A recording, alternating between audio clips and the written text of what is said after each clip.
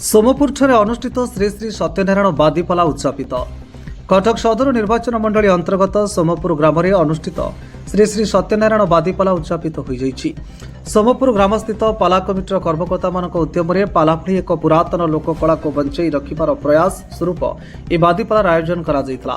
ढेंकानाल अंचलर वरिष्ठ पाला गायक श्रीजुक्त प्रशांत कुमार बेहरा और पुरी जिला पिपिली स्थित विशिष्ट पाला गायक श्रीजुक्त नारायण स्वाई द्वारा परिवेशित बादीपाला आखपाख अंचल आसिथिबा बहु संख्यक पाला प्रेमी मन को विमोहित करथिला। एही अवसर में आमंत्रित अतिथि मानक मध्य श्रीजुक्त पद्मनाभ त्रिपाठी पाला समीक्षक भाव में जोग देइथिबा बेले विशिष्ट अतिथि भाव में प्रवचक श्रीजुक्त प्रमोद कुमार पंडा, किशोरनगर थाना अधिकारी श्रीजुक्त मानेश्वर प्रधान, सोमपुर ग्राम कमिटी सभापति श्रीजुक्त नारायण साहू, उपसभापति श्रीजुक्त बाबाजी चरण साहू, चौद्वार स्थित उत्कल इंटरनेशनल स्कूल प्रतिष्ठाता श्रीजुक्त गणेश्वर बेहरा, सोमपुर ग्राम कमिटी संपादक श्रीजुक्त विभूतिभूषण साहू, सह संपादक श्रीजुक्त दिलीप कुमार विश्वाल, पाला कमिटी सभापति श्रीजुक्त मनोज कुमार साहू, उपसभापति श्रीजुक्त भावग्राही महापात्र, सोमपुर ग्राम कमिटी उपदेष्टा श्रीजुक्त कैलाश चंद्र परिड़ा योगदान करथिले।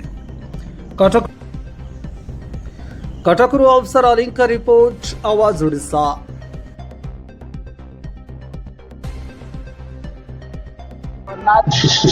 पंडित प्रमोद कुमार पंडा, राज्य संपादक नेतृत्व प्रवक्ता परिषद आम गाँ निकटरे सोमपुर जो पाला मंच आज 303 वर्ष परिणत पहुँचला। ये गोटे गर्व एवं गौरव कथा जहाँ पंडित पद्मनाभ त्रिपाठी महोदय पाला संपर्क में पूर्ण समर्थन करुच्ची।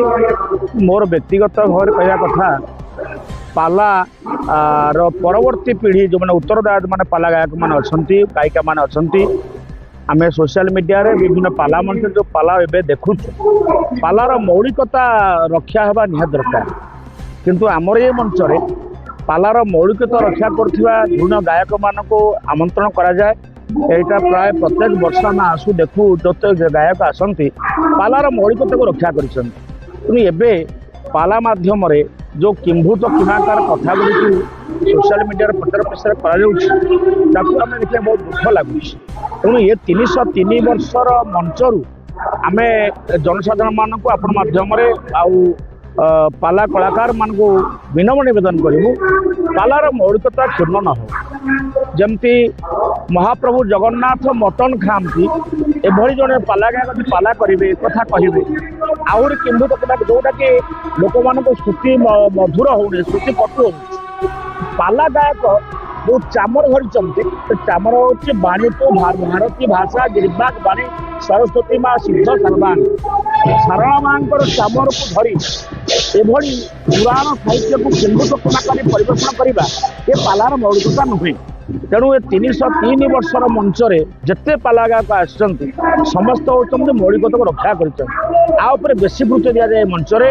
तेणु ए पर्यंत पालार मौलिक तत्व को परिवेषण कर मंच दीर्घजीवी हो आम कामना करुचु।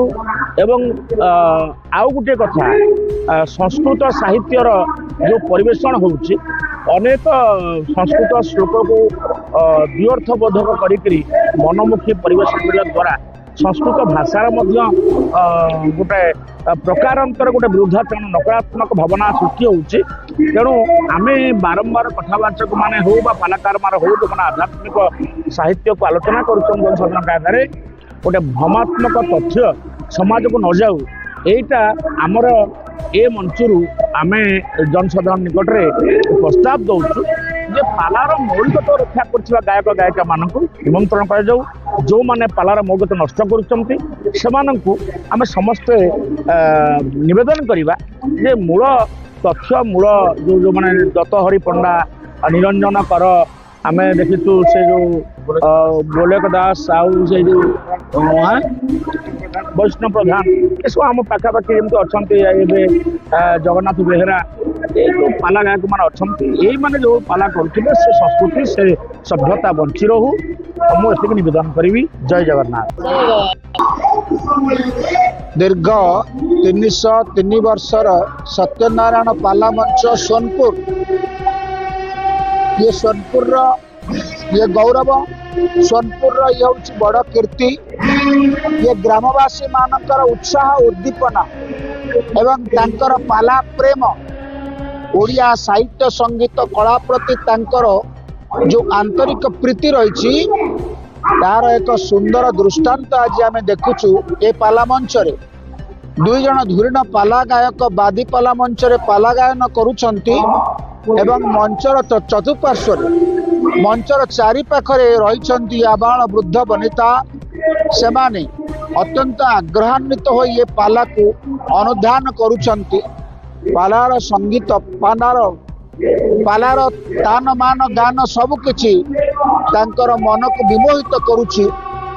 प्रकृत रे ये जो प्राचीन विदग्ध कला सत्यनारायण पाला यह माध्यम रे आमे वेद वेदांत उपनिषद ठारू आरंभ करी रीतिजुगीय साहित्यिक काव्य ठारू आरंभ करी वर्तमान अधुनातन नूतन नवजुगर कवि मानकर सुंदर कवित्व बा कविता को उद्धार करी जनमानस रे प्रचार करने द्वारा उत्कल जननीर उत्कल भाषा जननीर एक सुंदर समृद्ध सेवा अनुष्ठित होउछि।